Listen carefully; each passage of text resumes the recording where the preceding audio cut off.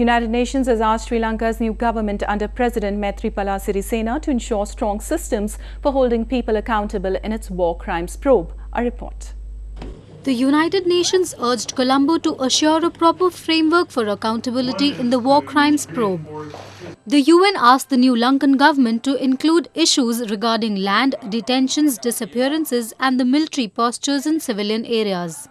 During the meeting on Tuesday, UN Under-Secretary for Political Affairs Jeffrey Feltman said the investigations must meet international standards.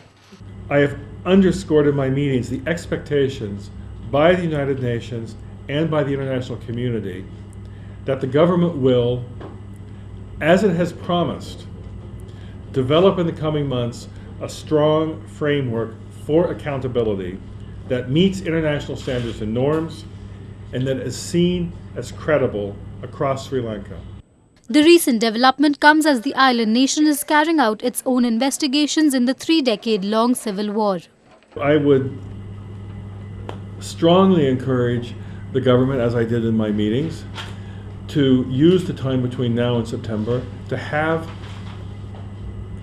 inclusive consultations that lead to the type of presentation in September in Geneva that will have credibility, that will live up to the expectations of the people of Sri Lanka.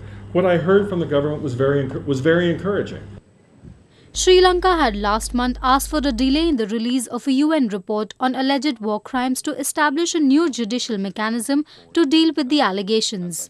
It has been facing a UN-monitored international probe into human rights violations committed by its army during the civil war against the liberation tigers of Tamil Eelam.